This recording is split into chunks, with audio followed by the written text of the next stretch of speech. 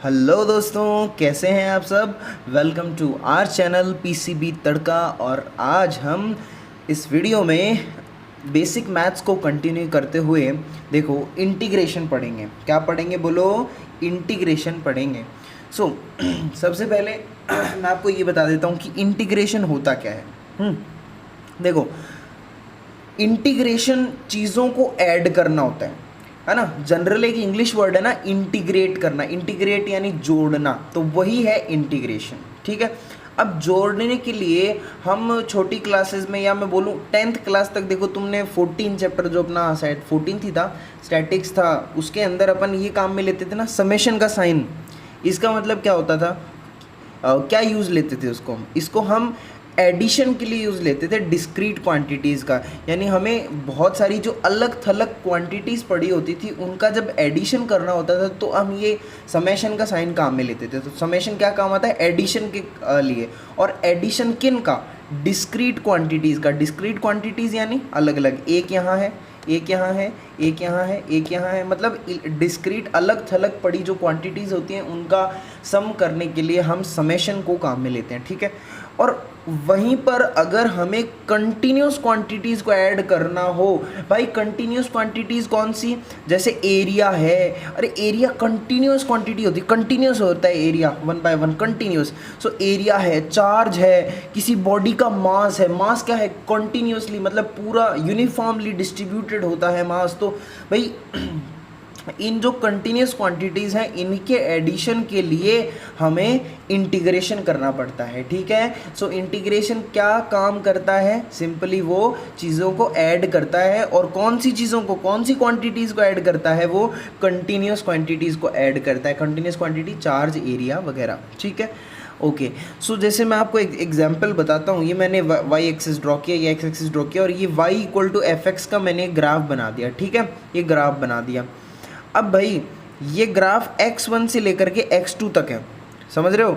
ये graph x1 से लेकर के x2 तक है। मतलब ये ग्राफ जो अपने अंडर एरिया कवर कर रहा है ना, एरिया अंडर द ग्राफ, इस ग्राफ के अंडर का एरिया कहाँ से कहाँ तक है? x1 से लेकर के x2 तक है, समझ रहे हो? ठीक है। सो x1 से x2 तक है। अब ग्राफ की इक्वेशन क्या है? y equal to f x. Okay.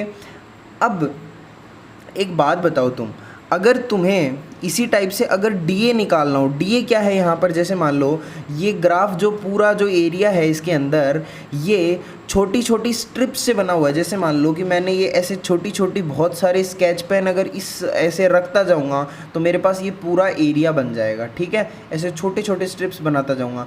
तो मैंने एक छोटी सी स्ट्रिप, छोटा सा एरिया कंसिडर कर लिया यहाँ पर। ये एरिया है, ये इधर एक्स एक्सिस में तो कितना है? डी एक्स है। देखो छोटा सा आएगा एक्स एक्सिस में तो। और वाई एक्सिस में मैंने इसका ले लिया डायमेंशन y, कि y एक्सिस में कितना है? y है। देख लो इधर की तरफ क्या है?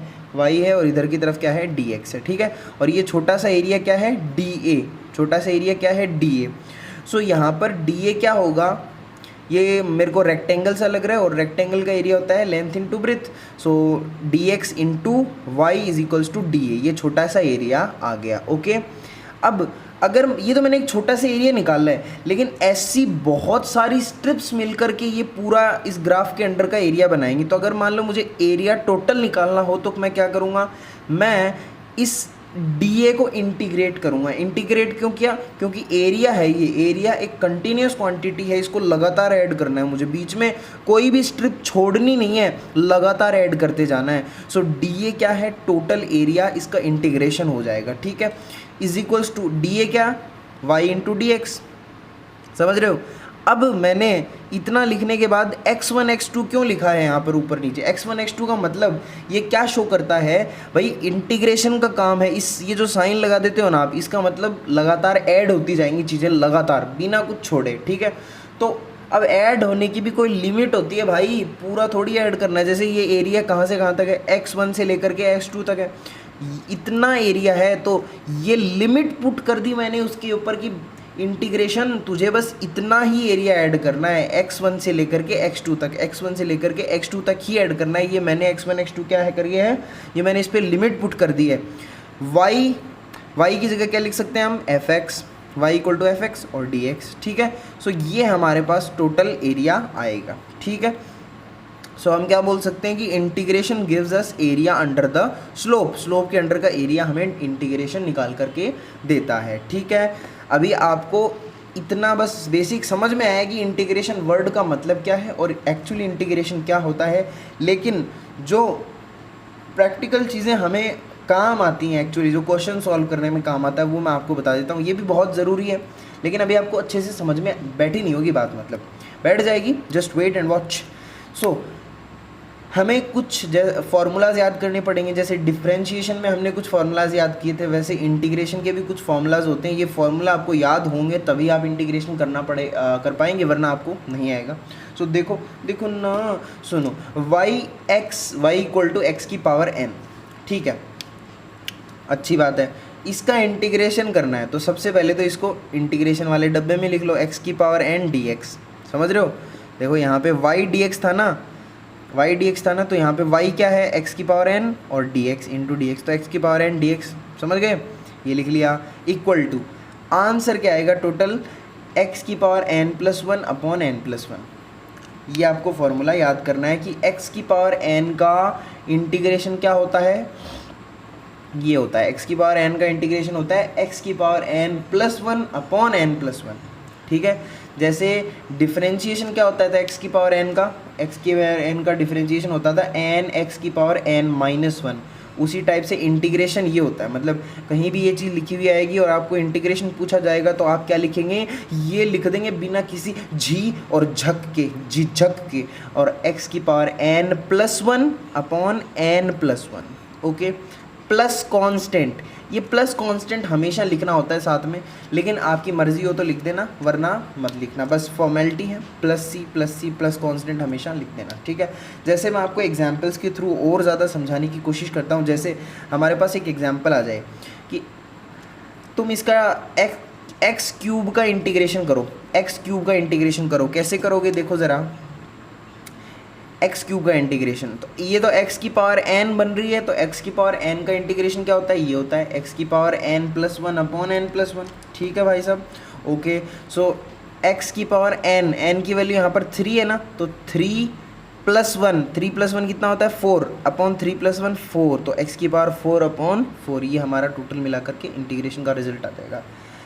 x की पावर 1/2 dx, x की पावर 1/2 का क्या होगा, x की power n plus 1 upon n plus 1, तो x की power 1/2 plus 1 upon 1/2 plus 1, okay. तो कितना हो जाएगा, x की पावर 3/2, और प्लस कांस्टेंट तुम्हें साथ में करना हो तो कर देना, वरना तुम्हारी मर्जी मत करना।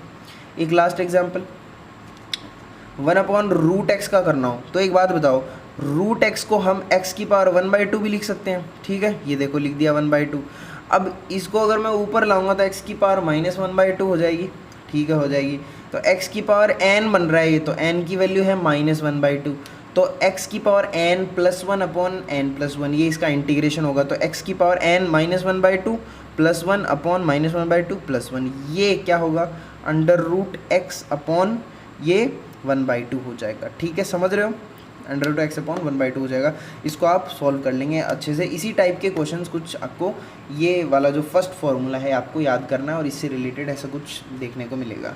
अब आगे नेक्स्ट फार्मूला हम पढ़ते हैं। नेक्स्ट फार्मूला क्या है हमारे पास, देखो ज़रा, नेक्स्ट फार्मूला क्या है हमारे पास, ये है y equal to sine x, y equals to sine x. तो देखो साइन का डिफरेंशिएशन होता था कॉस, याद करो डिफरेंशिएशन क्या होता था, साइन का कॉस, कॉस का माइनस साइन, साइन का कॉस, कॉस का माइनस साइन, ऐसे सब्जी बेचते हैं ना उसकी तरह याद करो, साइन का कॉस, कॉस का माइनस साइन, साइन का कॉस, कॉस का माइनस साइन, साइन का कॉस, कॉस का माइनस साइन, और जस्ट उसका उल्टा होता है इंटीग्रेशन में। मतलब इंटीग्रेशन डिफरेंशिएशन दोनों अपोजिट होते हैं। जैसे साइन का डिफरेंशिएशन क्या होता था, कॉस ना, यहाँ पर क्या होगा, माइनस कॉस। देख लो, साइन का इंटीग्रेशन क्या है, माइनस कॉस, साइन का डिफरेंशिएशन क्या होता है, प्लस कॉस। ठीक है, ये फ़र्क है। तो कोई एक चीज़ पकड़ लो, जैसे डिफरेंशिएशन को पकड़ोगे तो उसको याद कर लो और इसको उसका उल्टा कर देना। जैसे कॉस का डिफरेंशिएशन होता था माइनस साइन, साइन का कॉस, कॉस का माइनस साइन होता था, लेकिन यहाँ कॉस का इंटीग्रेशन क्या होता है, प्लस साइन है। समझ रहे हो, ये 3 फार्मूलाज तो याद करने, ये चौथा वाला और 5वां छठा, ये तीनों तो बस देख लो, फॉर्मेलिटी है। सेक स्क्वायर एक्स का क्या होता है, tan x, और कोसेक स्क्वायर एक्स का क्या होता है, माइनस कॉट एक्स, और कोसेक एक्स का क्या, cosec x dot cot x का क्या होता है, माइनस कोसेक एक्स। ठीक है, ये तीनों बस फॉर्मेलिटी के लिए, कहीं काम नहीं आते आपको, कहीं भी काम नहीं आएंगे really, trust me. y equal to e की पावर x, तो y इक्वल टू ई की पावर x का हमारा जो डिफ्रेंशिएशन था वो क्या होता था, e की पावर x होता था।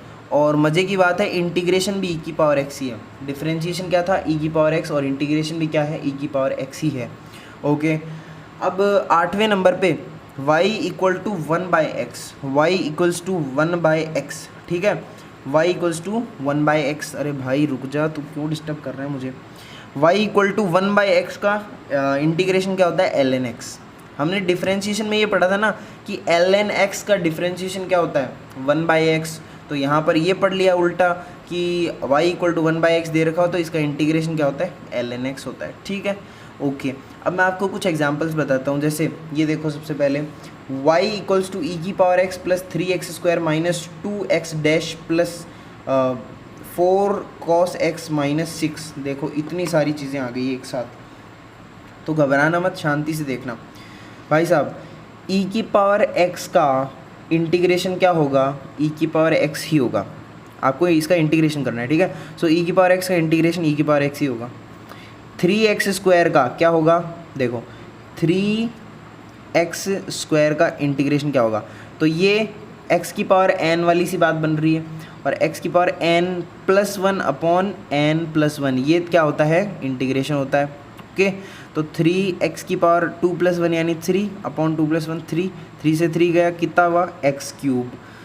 माइनस का माइनस रह जाएगा और 2 अपॉन x। तो एक बात बताओ, ये क्या है, 2 इंटू 1/x है ना, तो 2 रहेगा। अब हाँ, एक चीज़ ध्यान में रखना, जो कांस्टेंट होते हैं ना, अगर किसी वेरिएबल के साथ कांस्टेंट लिखा हुआ तो उस पर कोई फ़र्क नहीं पड़ता, ऐसा का ऐसा रह जाता है। जैसे यहाँ पर तो 3 से 3 कट गया था, कांस्टेंट से कांस्टेंट कट गया था, लेकिन वैसे वेरिएबल के साथ अकेले कांस्टेंट पे कोई फ़र्क नहीं पड़ता। जैसे यहाँ पर 2 लिखा हुआ है ना, तो ये 2 यहाँ का यहाँ यहीं रहेगा, और 1/x जो है इसका इंटीग्रेशन क्या होता है, ln x। Formula number 8 last में पढ़ाया था ना, ln x। 4 का 4 ही रहेगा। कॉस का क्या होता है, माइनस साइन, सॉरी कॉस का माइनस साइन होता है डिफ्रेंशिएशन, और इंटीग्रेशन क्या होगा, प्लस साइन। तो कॉस का इंटीग्रेशन क्या होगा, प्लस साइन हो जाएगा। ठीक है, माइनस का माइनस रहेगा 6। हाँ, तो यहाँ पर एक्चुअली क्वेश्चन क्या है, क्वेश्चन में केवल 6 लिखा हुआ है, क्वेश्चन में केवल 6 लिखा हुआ है। अब 6 लिखा हुआ है तो इसके साथ वेरिएबल तो है नहीं, तो वेरिएबल की पावर क्या होगी, 0। किसी की पावर 0 1 होती है, तभी तो हमें x दिख नहीं रहा, तो 6x0 कुछ ऐसा होगा, मतलब 6 ही मान सकते हो ना टोटल इसको, ऐसा कुछ होगा। तो जब इंटीग्रेशन करेंगे तो +1 अपॉन 0 + 1 ऐसा आ जाएगा, तो 6x ऐसा इंटीग्रेशन होगा। ठीक है, ये हमारे पास इंटीग्रेशन का आंसर आ गया। जैसे मैं आपको एक क्वेश्चन खुद करने के लिए देता हूँ, जैसे ये है आपके पास y equal to √x + 1/√x। ठीक है, इसका इंटीग्रेशन करो, कैसे करोगे, सबसे पहले इसको 1x की पावर 1/2 लिख लोगे, ऊपर लेके जाओगे और उसी तरीके से आप सॉल्व कर लेना। ठीक है, कैसे सॉल्व कर लोगे, अरे यार आ जाएगा ना, x की पावर n+1/n+1 उस तरीके से करना है। y equal to sign 4x, अच्छा ये देखो, ये कैसे करोगे, ये अच्छा क्वेश्चन है। y equal to sign 4x, तो इसका इंटीग्रेशन करना है आपको। तो सिंपली क्या करोगे आप, देखो भाई साहब, y equal to sign 4x, तो सबसे पहले आपको क्या करना है, वो चेन रूल यहाँ पर अप्लाई करना है। आपको क्या करना है, चेन रूल अप्लाई करना है। वैसा सा कुछ होता है यहाँ पे, मैं आपको समझाता हूँ, ये थोड़ा अलग कॉन्सेप्ट है।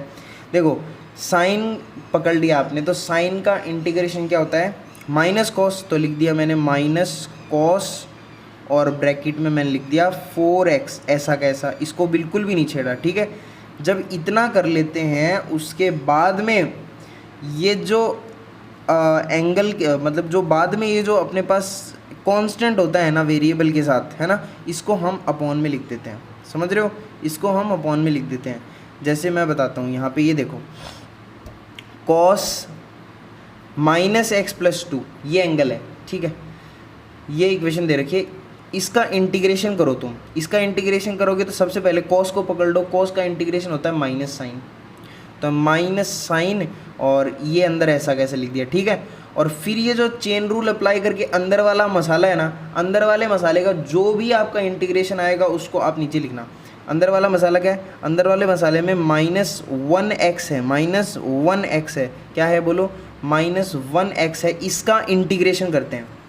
समझ रहे हो? एक्चुअली ऐसे क्वेश्चंस में क्या किया जाता है, जो एक पार्ट होता है उसका तो आप इंटीग्रेशन करो, और दूसरा जो अंदर ब्रैकेट में या फिर अलग से जो सेकंड वाला पार्ट बचता है चेन में, उसका हम डिफरेंशिएशन करते हैं और अपॉन में लिख देते हैं। जैसे यहाँ पर -x+2, अब -x+2 का डिफरेंशिएशन क्या होता है बोलो ज़रा, इसका तो 0 और इसका -1, तो क्या हुआ है डिफरेंशिएशन -1, डिफरेंशिएशन को नीचे लिख देते हैं, ठीक है, -1 लिख दिया।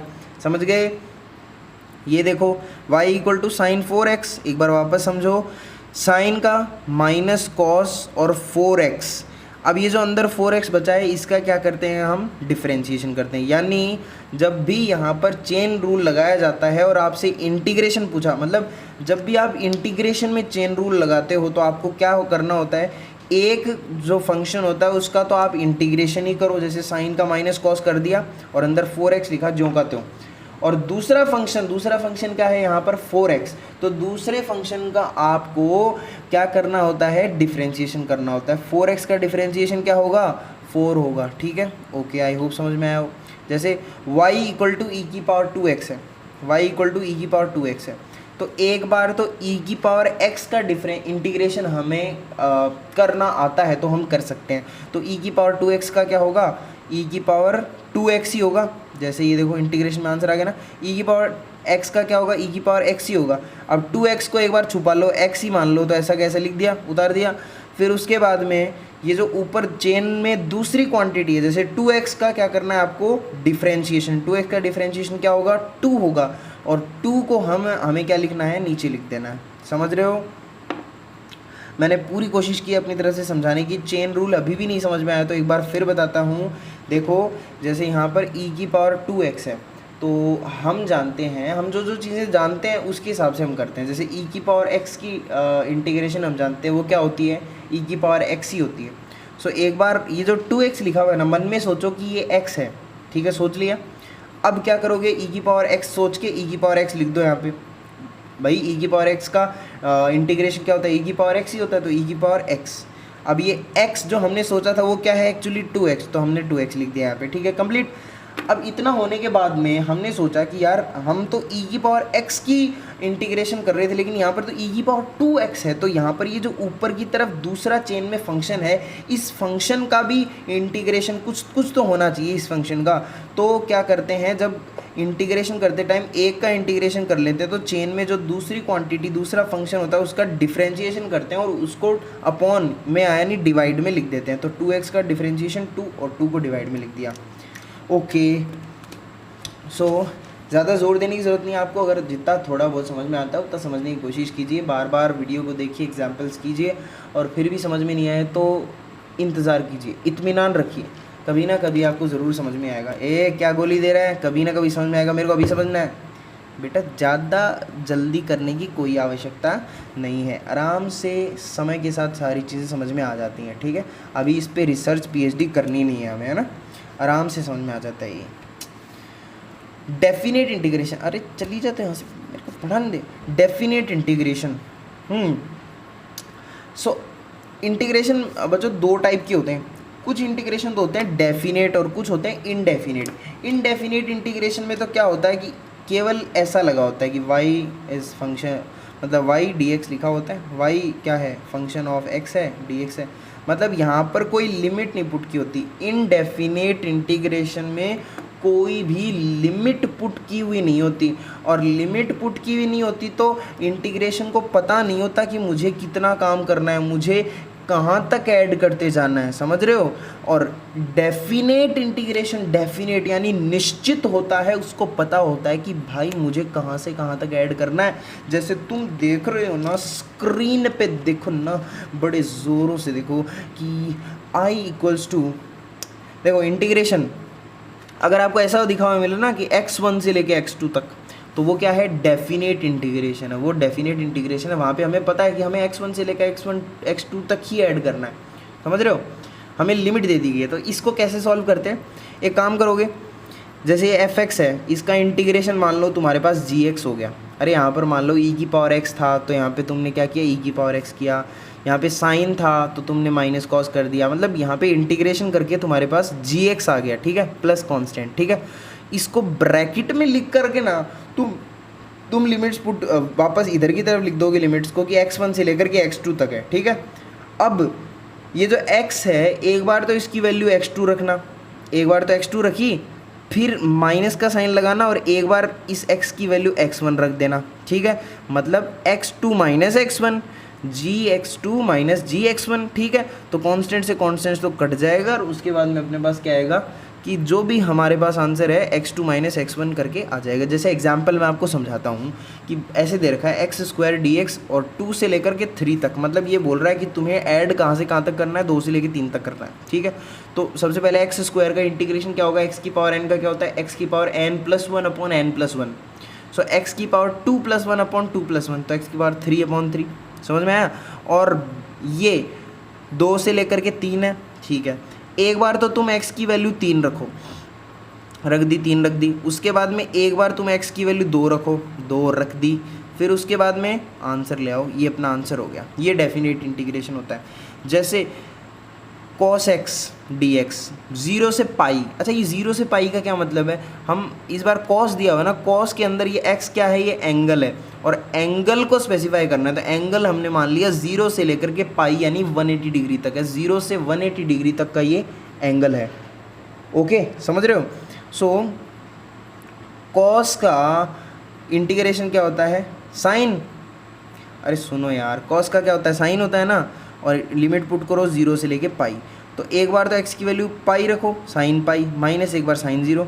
अब साइन पाई क्या होता है, देखो तुम समझदार हो, अगर तुम्हें अभी पता नहीं होगा यार, लेकिन कोई नहीं, जब ग्राफ पढ़ाऊंगा ना मैं आपको तो आपको पता चलेगा। Sine n pi is equals to 0 होता है। जैसे मान ले साइन 0 है, वो क्या है 0। साइन जैसे मान लो साइन पाई जब तुम कैलकुलेट करोगे वो कितना आएगा, 0 आएगा। साइन 2 पाई कैलकुलेट करोगे वो भी कितना आएगा, 0 आएगा। मतलब sine n pi is equals to 0 होता है। तो साइन पाई क्या हो गया, 0 माइनस साइन 0 0 होता ही है, तो ये कुल मिला करके 0 हमारे पास आंसर आ गया। ओके, और अब ये देखो थर्ड नंबर पे एक और क्वेश्चन बता देता हूँ। जैसे e की power x plus 2x into d x, ये हमारे पास है, 0 से लेकर के 1 तक आपको इंटीग्रेशन करना है। ओके, सो कैसे करोगे, e की पावर x का तो e की पावर x ही होता है, प्लस 2x का क्या होता है, 2x का बोलो ज़रा, 2x की पावर 1 है ना यहाँ पे, तो x की पावर 1 प्लस 1 अपॉन में n प्लस 1, 1 प्लस 1, ठीक है। सो ये कितना होगा, 1 प्लस 1 2, तो 2 से 2 गया, x की पावर 2 यानी x स्क्वायर आ गया यहाँ पे, 0 से लेकर के 1 तक, ठीक है भाई साहब। ओके, सो एक बार ये x की वैल्यू 1 रखो, पहले ऊपर जो ऊपर अपर लिमिट होती है वो पहले रखते हैं ना, तो e की पावर 1 रख दी प्लस x स्क्वायर माइनस ई की पावर 0 प्लस ए, और ये यहाँ पर हम क्या रख देंगे, 0 का स्क्वायर, ठीक है। सो अभी इसको जब सॉल्व करोगे तुम देखने को मिलेगा ई की power 1 plus 1 minus 1 equal to e. अरे ई की पावर 0 किसी भी मतलब जैसे x की पावर 0 क्या होती है 1, वैसे ई की पावर 0 क्या होगी 1। सो इसीलिए मैंने यहाँ पे लिखा है 1, ये 1 का स्क्वायर 1 ही होगा, ई की पावर 1। तो आंसर कितना आया, प्लस 1 माइनस 1 कट जाएगा, ई की पावर 1 यानी ई आंसर आया, ठीक है। ये हमारे पास आंसर आ गया। सो ये मैंने आपको डेफिनेट इंटीग्रेशन भी बता दिया, ठीक है। आई होप आपको समझ में आया होगा। अभी इसका इंटीग्रेशन का लास्ट टॉपिक हमारे पास बचा है, वो है area bounded bye A curve with x axis. Area bounded bye A curve with x axis, वैसे मैं आपको ये समझा चुका हूँ, लेकिन थोड़ा सा एक बार वापस बताता हूँ एज अ फॉर्मेलिटी। जैसे मैंने ये y equal to f x का ग्राफ बनाया है, तो इसके अंदर ये जो कर्व है, ये एरिया जो कवर कर रहा है एक्स एक्सिस के साथ, x1 से लेके x2 तक, तो हमें एरिया निकालना हो तो क्या करेंगे, y equal to f x integration करो और लिमिट पुट कर दो कि x1 से लेकर के x2 तक एरिया कवर कर रहा है, ठीक है। ये बेसिक बात थी जो मैंने आपको बता चुका हूँ। अब इससे रिलेटेड क्वेश्चन क्या बनता है, क्वेश्चन ये बनता है कि find area bounded by the curve y equal to sine x.